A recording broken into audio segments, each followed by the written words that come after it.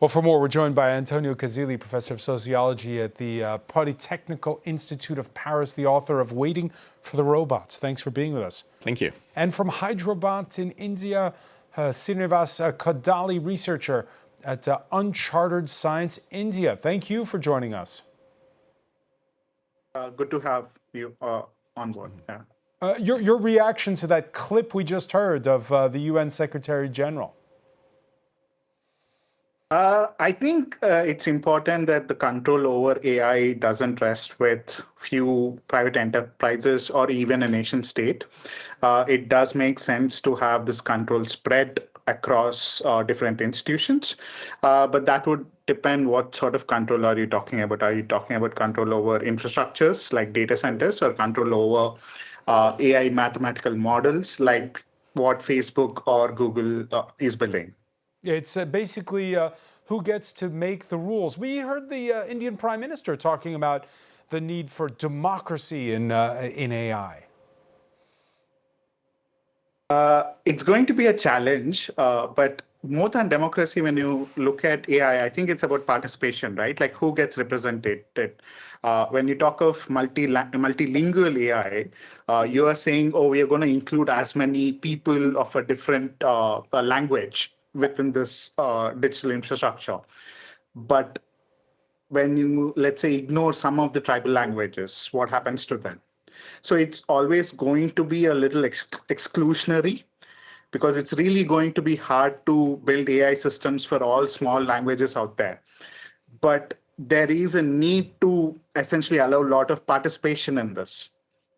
Allow a lot of participation. Antonio Casilli, there's a sense that right now there is no global infrastructure to speak of. There's no governance, there's no real regulation, is there? No, there is no global infrastructure or governance of AI, and the sector basically is trying to segment country by country the type of regulation they want to comply with and the type of resources and infrastructures they want to rely on. And so this is more important. I mean, it makes this summit in India, the first in the global south, in the majority world, a great opportunity to, create this infrastructure. But for India, it's also a moment of reckoning with its own limitations and opportunities connected to their digital public infrastructure. The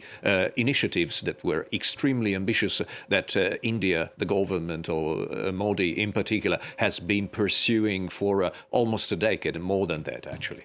What are those limits? Well, first of all, there is the India AI mission. There is an extremely important, although the government decided to defund it, to cut by half the investments in it.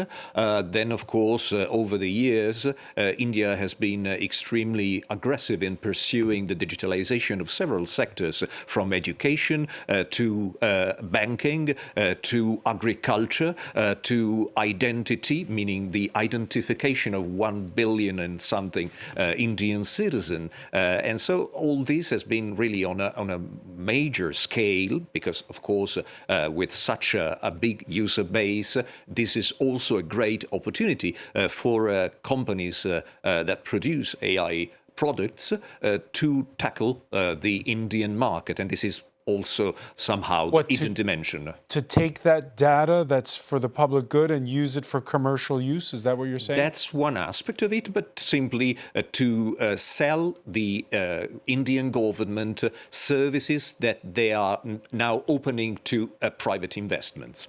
Srinivas, Kodali, this going digital, India's been ahead of the curve on a global scale when it comes to that, as described there by Antonio. How's it gone so far when it comes to particularly this issue of who owns the data?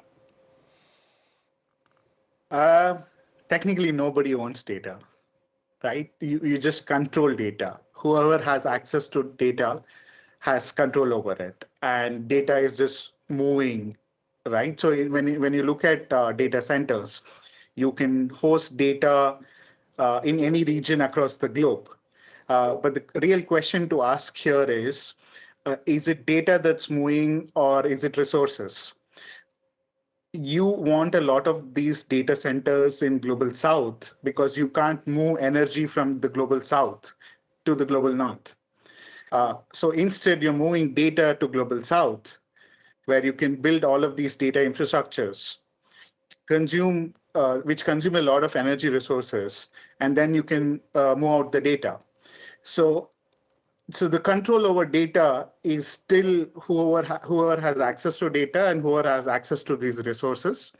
So by transferring this data from different countries to data centers in the global south, still the big tech has control over data. It's not government of India or any other entity. Right, and we had big announcements that were made at this summit, particularly we had conglomerate Reliance Industries and its billionaire chairman, Mukesh Ambani, who was talking up big investments in artificial intelligence, dismissing that it might be job killers. We also heard from the chair of Tata Group, who was talking about a link up with Sam Altman's OpenAI. The Tata Group is establishing India's first large-scale AI-optimized data center, purpose-built for the next generation AI training and inference. I'm very happy to announce that we have partnered with OpenAI to build the first 100 megawatt capacity, which will scale to 1 gigawatt. Yeah, data centers. Antonio Casilli, you produced a documentary called The Belly of AI.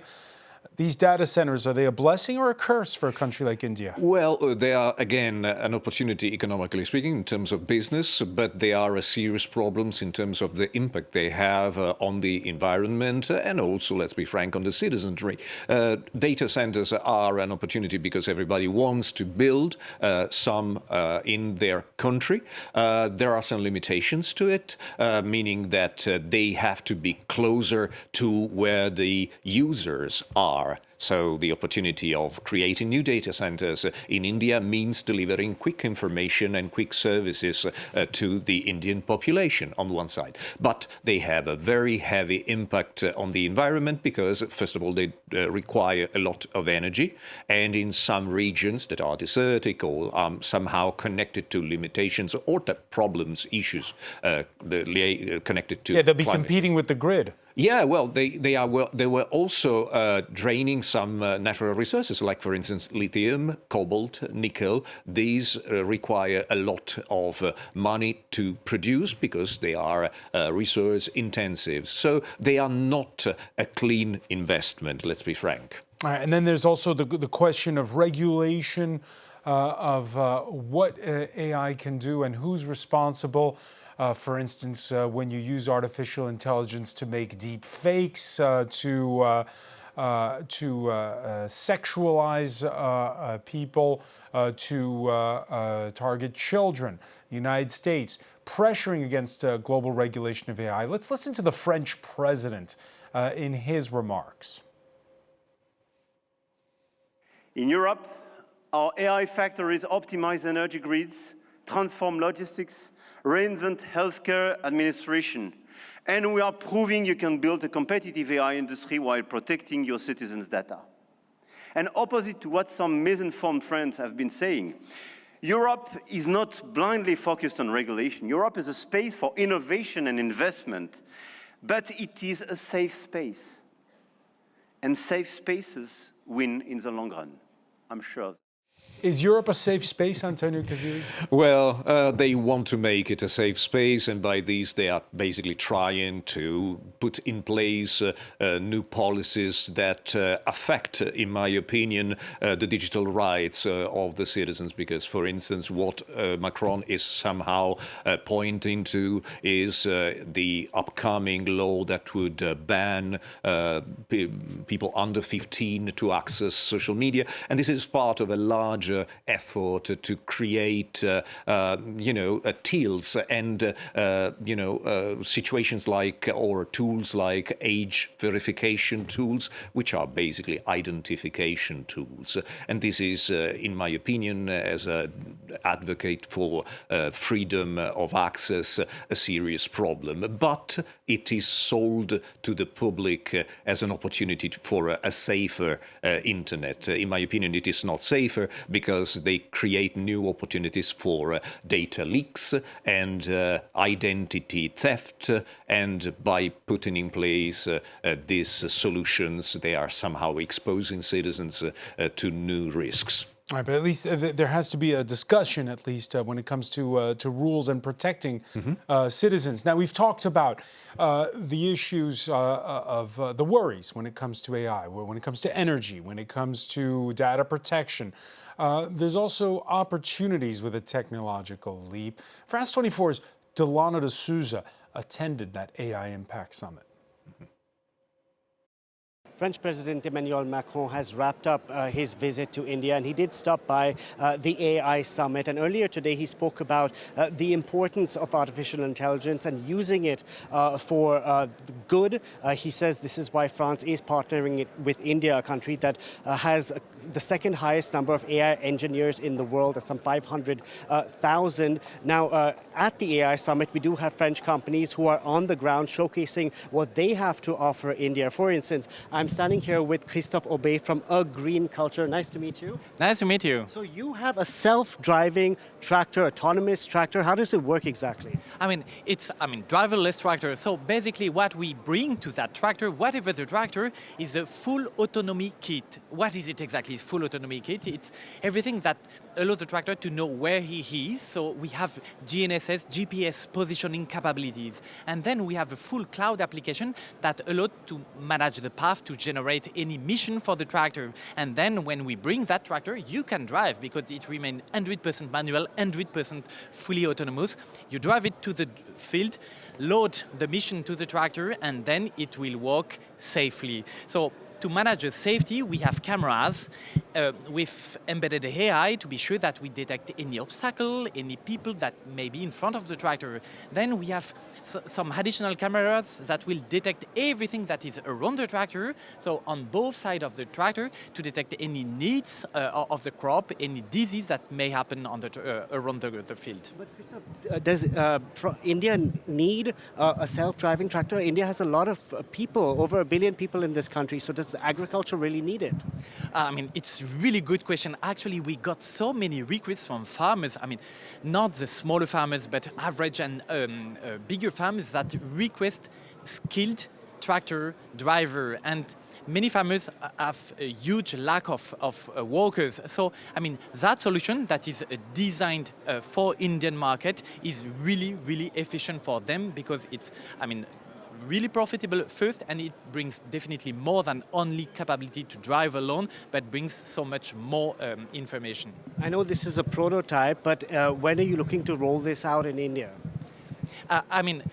That solution will be, we have a partner in Nagpur, Tractor Seva, that will use that first prototype for few demonstrations. And then we will, scale it, to go in different places in India, first in Punjab, where you have bigger farms, in Maharashtra, because you already have a network, and in Karnataka, because you have high-value crops.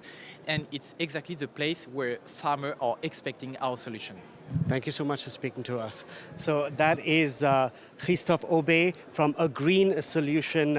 This AI summit is due to wrap up tomorrow. Another thing Emmanuel Macron mentioned during his speech here this Thursday was how regulation is not necessarily a bad thing. He sort of took aim at the United States and especially a lot of the people in the tech industry who have cast doubts on Europe's intentions for wanting a greater regulation. He says it's not about making a lot, but it's about making good when it comes to AI technology. Okay, so Srinivas, Kodali, will the farmers in Punjab want to buy a driverless tractor? Frankly speaking, there is a small labor crisis in agrarian markets. We do find less people in rural agrarian markets because there is an influx of labor to the cities. So there is a potential use case, but you will have to look at models like sharing the tractor but selling that tractor to every individual farmer. I think there is a certain use case to these solutions if you use it as commons versus trying to sell each of these tractors to every other farmer. And more broadly, this technological leap, people that you've spoken to, is their first reaction, this is great, this is neat, or are they scared and saying, oh, wow, this is a job killer? I think it's a mix of both, right? It's whom is it going to impact? And we must understand that technology can uplift a certain set of people and may have different other factors like downgrade a certain class of people. So it's going to be a non-linear effect. It's not going to be same and equal. And we must understand that, take that into factor in a country like India, which is so democratically diverse. Antonio Casilli, before we go, I want to ask you, the last AI Impact Summit was here in Paris. You did not attend. Well, I did not, but I did other things around it. I did not deliver speeches, but I contributed. You said you felt uncomfortable with... I felt uncomfortable with the kind of industrial framing, which is typical of every Because this is the summit of this confusing message, right? On the one hand, you have the French president talking about regulation, but at the same time trying to court those Silicon Valley tech types. Well, trying to court them and trying to create, infrastructures and business opportunity. But this is not the only problem. The only problem is that there is always this hidden dimension in all these summits, which is labor. We just mentioned it. There is the possibility that this technology might wipe out entire sectors of our economy and a lot of jobs. But there is also the even invisible dimension of it, that these technologies, they require a lot of human work to exist. So one of the reasons why in France the question of labor and especially of data work, the data work that makes AI possible, was not approached at all, explains why I did not participate. And in this case, in the case of India, there is this great opportunity to actually tackle the problem, because India has been historically one of the biggest providers of data work and tech work. The biggest success stories, think about, Sundar